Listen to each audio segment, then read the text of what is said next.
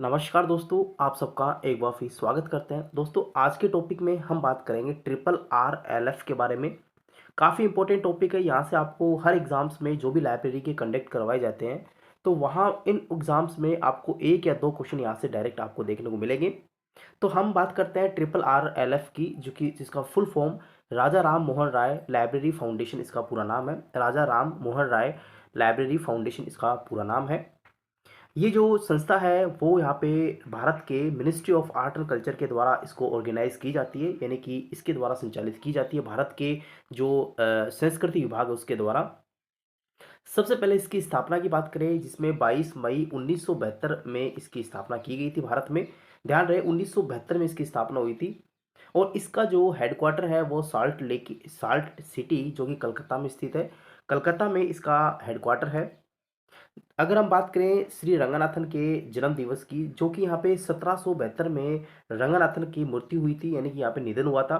उसके 200 वर्ष की हम बात करें, इसमें ऐड करें 200 वर्ष बाद में, तो 1972 में यहाँ पे ट्रिपल आर एल एफ का जो स्थापना है वो यहाँ पे की गई थी।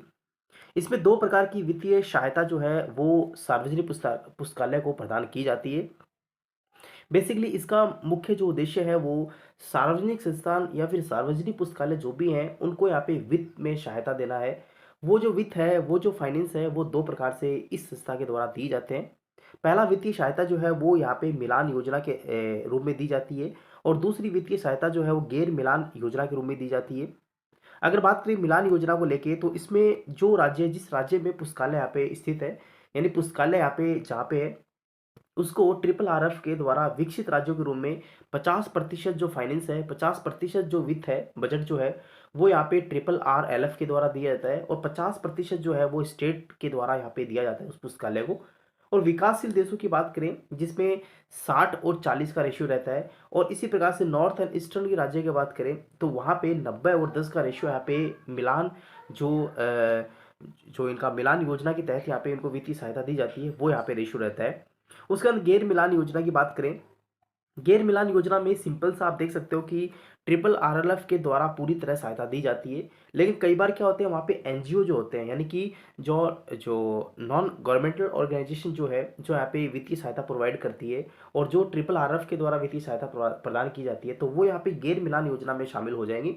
आपसे डायरेक्ट एग्जाम में पूछा जा सकता है कि जो गैर मिलान योजना में एनजीओ जो है, उनको छोड़कर कौन कौन से इसके अंदर जो है भाग लेते हैं। तो ध्यान रहना कि एनजीओ ही इसमें भाग लेता है, बाकी और इसमें भाग नहीं लेते। जैसे आपका विकसित राज्य है, विकासशील राज्य है, नॉर्थ ईस्ट राज्य है, इनसे इससे कोई संबंध नहीं है।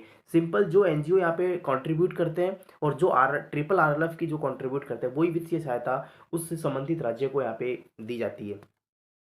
जहाँ पे आप देख सकते हो एनजीओ को छोड़ के 90 और 10 का रेशियो यहाँ पे दिया जाता है। उसके बाद में बात करते हैं, ये जो ट्रिपल आरएफ आप देख रहे हैं, तो ट्रिपल आरएलएफ जो है वो केंद्रीय स्वायत्त संगठन है, जो कि सार्वजनिक पुस्तकालय से संबंधित है।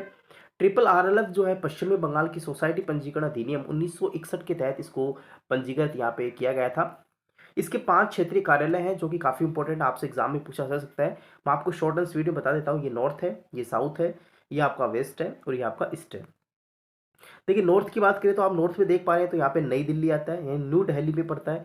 और साउथ की बात करें तो यहाँ पे चेन्नई में इसका जो है वो क्षेत्रीय कार्यालय है। और वेस्ट की बात करें तो वेस्ट में आपका मुंबई हो गया, तो मुंबई के अंदर ये इसका कार्यालय है। और ईस्ट की बात करें तो इसके अंदर आपका कोलकाता हो गया, कोलकाता के अंदर इसके जो क्षेत्रीय कार्यालय है। उसके बाद में एक कार्यालय और यहाँ पे है, जो कि नॉर्थ और ईस्ट में है, जिसका कार्यालय जो क्षेत्र है वो यहाँ पे गुवाहाटी है।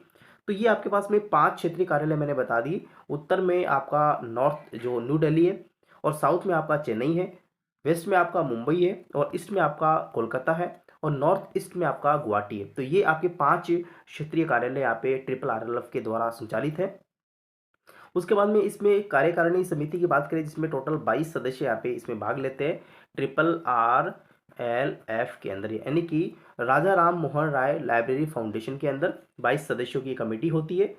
इसके प्रकाशन की हम बात करें, जो कि यहाँ पे ट्रिपल आर एफ के द्वारा जो प्रकाशन किए जाते हैं, सबसे पहले प्रकाशन काफ़ी इंपॉर्टेंट है, जिसमें directories of public library in India पहला टॉपिक है, काफ़ी इंपॉर्टेंट है। इसका प्रकाशन जो है ट्रिपल आर एल एफ के द्वारा किया जाता है।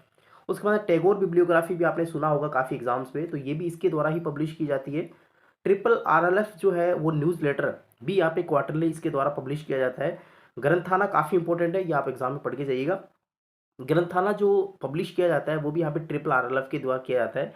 उसके बाद काफ़ी इंपॉर्टेंट है, book for the millions at their the doorstop information manual of the triple RLF program भी इसके द्वारा संचालित किया जाता है। Indian library trend and perspective की बात करें, इसका प्रकाशन भी ट्रिपल आरएलएफ के द्वारा किया जाता है। उसके बाद में बुक्स फॉर द मिलियंस की हम बात करें, जिसकी अपने अभी बात की थी, इसका पूरा हिंदी में हम बात करें तो उनके दरवाजे पर लाखों लोगों के लिए पुस्तकें, यहाँ पे इसका पूरा नाम होता है। ये यहाँ पे ट्रिपल आरएलएफ के द्वारा लिखी गई थी, जो जिसका पहला प्रकाशन 1983 में किया गया था।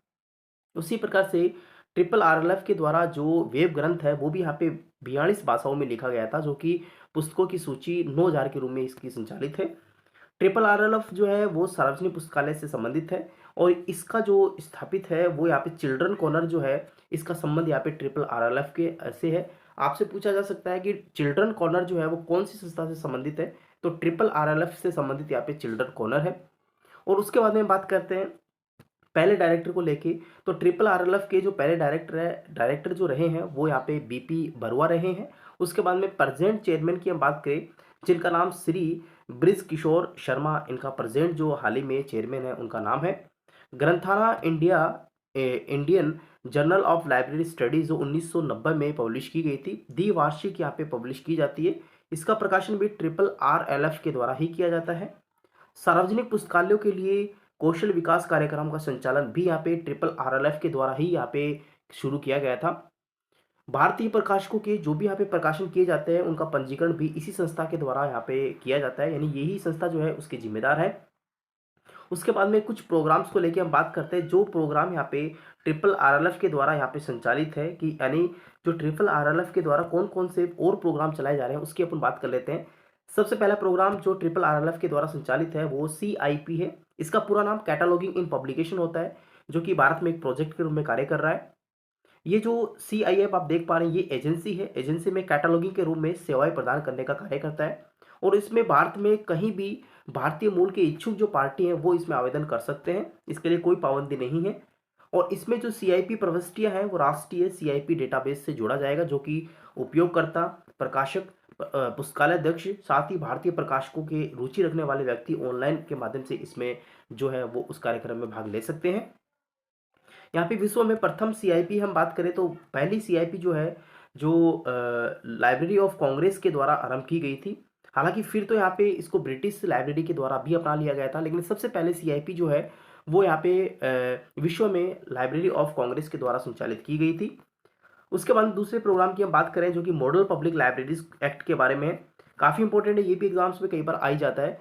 देखिए यहाँ पे हम बात करें, ILA ने ट्रिपल आर एल ए के सहायता से यहाँ पे 14 फरवरी 1990 को यहाँ पे नई दिल्ली में MPL का जो है शुरुआत की गई थी, जिसे हम पूरा नाम मॉडल पब्लिक लाइब्रेरीज के नाम से जानते हैं। तो आपसे पूछा जा सकता है कि जो मॉडल पब्लिक लाइब्रेरीज एक्ट है वो किस संस्था से संबंधित है, तो ट्रिपल RLF के से द्वारा ये जो है संबंधित है। हालांकि ILA ने यहाँ पे ट्रिपल RLF की हेल्प से ही इसको यहाँ पे 1990 में इसका संचालन दिल्ली में किया था। बेसिकली इसकी हिंदी की हम बात करें तो आदर्श सार्वजनिक पुस्तकालय अधिनियम इसका पूरा नाम हिंदी में जाना जाता है, और इसके जो प्रस्तुतकर्ता हैं वो DP वेंकटप्पा हैं, जो वेंकटप्पा के द्वारा इसका प्रस्तुतिकरण है वो किया गया था। सालाना हम बात करें तो 7 पुरस्कार इसमें दिए जाते हैं। बेसिकली यहाँ पे 7 की जगह अब यहाँ पे एक और बढ़ चुका है, जो कि 2005 में सर्वश्रेष्ठ ग्रामीण पुरस्कार के रूप में यहाँ पे दिया जा रहा है। 2005 से शुरू किया गया था, हालांकि पहले तो 7 ही थे, लेकिन अब यहाँ पे एक और बढ़ के यहाँ पे टोटल 8 हो गए हैं। उसके बाद हम बात करें पहले 5 की हम बात करें, जो कि सर्वश्रेष्ठ राज्य केंद्रीय पुस्तकालय को दिए जाते हैं। और नेक्स्ट हम छठे की बात करें, देश में 6 क्षेत्रों में सर्वश्रेष्ठ पुस्तकालय के रूप में भी यहाँ पे अवार्ड दिए जाते हैं, और 2015 में सर्वश्रेष्ठ ग्रामीण जो पुस्तकालय हैं उनको पुरस्कार दिया गया। ट्रिपल RLF के जो उद्देश्य को लेकर हम बात कर रहे हैं उसकी चर्चा करते हैं। पुस्तकालय आंदोलन को बढ़ावा देना, उसके अनुसंधानी कार्यक्रम को आगे प्रोत्साहित करना इसका मुख्य उद्देश्य है। साथ ही राष्ट्रीय जो पुस्तकालय नीतियां हैं उनका प्रतिपादन करना, चाहे वो केंद्र हो चाहे वो राज्य हो, इन दोनों के द्वारा जो है अपनाने का कार्य भी इसके द्वारा करवाया जाता है। पुस्तकालय अधिनियम का प्रचार करना, उसकी तकनीकी कार्रवाई करना, ये भी इसका मुख्य उद्देश्य होता है। साथ ही ग्रामीण जनता और प्रौढ़ शिक्षा को बढ़ावा देना, साथ ही कुछ नेहरू युवा केंद्र की स्थापना करना भी ट्रिपल RLF का ही मुख्य कार्य होता है, उसका उद्देश्य होता है। संगठनात्मक संरचना की बात करें तो बेसिकली संगठनात्मक संरचना में एक अध्यक्ष होता है, एक निदेशक कार्यकारी प्रबंधक होता है, साथ ही पदेन सदस्य सदस्य सचिव और विभिन्न समितियों के जो सदस्य हैं वो इसमें शामिल होते हैं। सदस्यों की जो समितियां जो होती हैं काफ़ी इंपॉर्टेंट है। सबसे पहली समिति की हम बात करें जो कि यहाँ पे फाउंडेशन कमिटीज के नाम से जानी जाती है, काफ़ी इंपॉर्टेंट है। और ट्रिपल आरएलएफ की जो सर्वोच्च समिति जो है, सर्वोच्च जो कमेटी है वो यहाँ पे फाउंडेशन कमेटी है। यह एक सर्वोच्च नीति का निर्माण करने वाला निकाय है। इसमें टोटल 22 सदस्य होते हैं।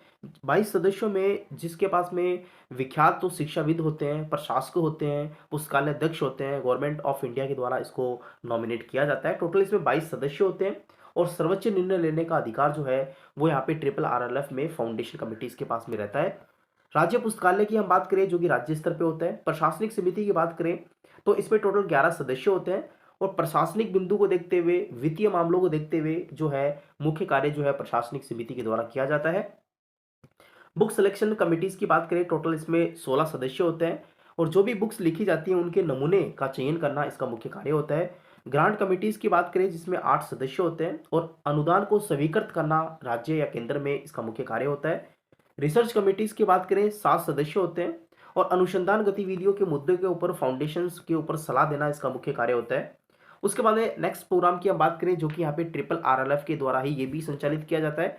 तो इसके अंदर जो बेसिकली आपसे एग्जाम में पूछा जा सकता है कि एनएलआईपी जो है किस संस्था से संबंधित है, कि या कौन सी संस्था का ये प्रोग्राम है, तो ये ध्यान रखना ट्रिपल आरएलएफ का ही ये एक प्रोग्राम है। तो हम बात करते हैं इसके बारे में। तो आप देख पा रहे हैं कि एनएलआईपी, सबसे पहले आप बात करेंगे इसका पूरा नाम क्या होता है। तो national library and information policy इसका पूरा नाम होता है और इसकी स्थापना मई में 1986 में इसकी स्थापना की गई थी। इसके पहले अध्यक्ष से डीपी चट्टोपाध्याय थे। ध्यान रखिए, डीपी चट्टोपाध्याय पहले अध्यक्ष थे national library and information policy के। भारत में नेशनल इंफॉर्मेशन पॉलिसी के रूप में आईएलए और ट्रिपल आरएलएफ के द्वारा इसका जो ड्राफ्ट है वो तैयार किया गया था। भारत में टोटल 9000 लाइब्रेरीज को जोड़ने के लिए 1000 करोड़ की योजना की अवधारणा के साथ में नेशनल मिशन लाइब्रेरीज और ट्रिपल आरएलएफ यहाँ पे जुड़ा हुआ है। अवार्ड्स की बात करें तो ट्रिपल आरएलएफ के द्वारा जो अवार्ड दिए जाते हैं, सबसे पहला अवार्ड है, आप देख पा रहे हैं यहाँ पे स्क्रीन पे। तो सबसे पहला अवार्ड हमारे पास में है राजा राम मोहन राय, जो कि काफ़ी इंपॉर्टेंट अवार्ड है। तो ये राजा राम मोहन राय अवार्ड दिया जाता है। The best state central libraries award भी दिया जाता है। उसके बाद में ट्रिपल आरएलएफ के द्वारा बेस्ट रूरल लाइब्रेरी अवार्ड्स भी दिए जाते हैं और उसके बाद में फेलोशिप जो अवार्ड्स है वो भी ट्रिपल आरएलएफ के द्वारा दिया जाता है। बेस्ट डिस्ट्रिक्ट लाइब्रेरीज जो अवार्ड है जिसमें टोटल 6 आते हैं, तो ये भी यहाँ पे अवार्ड जो है वो इसी के द्वारा ट्रिपल आरएलएफ के द्वारा दिए जाते हैं। आगे हम बात करते हैं नेक्स्ट संस्था जो कि इससे ही जुड़ी हुई है। तो ये भी एक ट्रिपल आरएलएफ फाउंडेशन जो है, राजा राम मोहन राय जो लाइब्रेरी फाउंडेशन जो है उसी की एक, ये भी एक पेरेंट संस्था है। इसकी हम बात करें एनएपीएलआईएस की फुल फॉर्म की, तो यहाँ पे national policy on library and information system, वापस रिपीट कर रहा हूँ, national policy on library and information system जो है वो यहाँ पे जो ट्रिपल आरएलएफ की एक जो है प्रोग्राम है। अगर हम बात करें इसकी ड्राफ्ट पॉलिसी स्टेटमेंट को लेके, तो ये कलकत्ता में इसकी स्थापना की गई थी 1986 में और इसका गठन जो है 1985 में डीपी चट्टोपाध्याय के द्वारा इसका गठन जो है वो किया गया था। भारत में पुस्तकालय और सूचना विज्ञान प्रौद्योगिकी प्रणाली को साथ ही सेवाओं पर राष्ट्रीय नीति का जो प्रक्षेपण करना प्रोजेक्शन के रूप में यहाँ पे बीपी बरुआ इसमें शामिल थे। एनएपीएलआईएस की रिपोर्ट जो है 1986 में ही पेश की गई थी, जो कि इंफॉर्मेशन लाइब्रेरी नेटवर्क्स के ऊपर काफ़ी बड़ा जोर इस संस्था के द्वारा दिया गया था। एनएपीएलआईएस की लास्ट रिपोर्ट जो है 1986 में ही यहाँ पे सबमिट की गई थी। भट्टाचार्य समिति का संबंध भी यहाँ पे जो आप देख पा, एनएपीएलआईएस जो संस्था है उसका संबंध भट्टाचार्य समिति से है। इन्होंने टोटल 7 जो संस्तुतियां है वो प्रस्तुत की थी, लेकिन 29 संस्तुतियां ही यहाँ पे फाइनली यहाँ पे जो है अभी हाल ही में क्रियान्वित है, 1999 में की गई थी इस समिति के द्वारा। नेक्स्ट प्रोग्राम हम बात कर रहे हैं कोमला, काफ़ी इंपॉर्टेंट है ये भी। आपने देखा होगा कॉमनवेल्थ लाइब्रेरी एसोसिएशन जो है इसका पूरा नाम है कोमला का। पुस्तकालय लेके पुस्तकालय अध्यक्षों के हितों को लेके उनके हितों को बढ़ावा देने के लिए सूचना वितरण करना, उनका आदान प्रदान करना, नेटवर्क को सुगम बनाकर राष्ट्रमंडल है उनके पुस्तकालय संघों का समर्थन प्राप्त करना इसका मुख्य उद्देश्य था।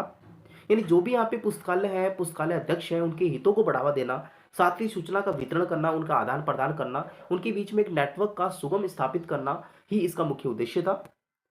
सदस्यों में उन देशों को यहाँ पे इसमें शामिल किया जाता है जिनका अभी तक कोई भी संघ में शामिल नहीं है, यानी किसी भी प्रकार में कोई भी देश किसी भी संघ में शामिल नहीं है, तो उनको यहाँ पे इस संघ का जो है ऑफर किया जाता है कि इसमें वो जुड़ सकते हैं। कुछ गतिविधियों की लेके हम बात करें तो बेसिकली जो कॉमला है उसकी गतिविधियां शैक्षणिक योग्यता को मान्यता देना इसका मुख्य गतिविधि है।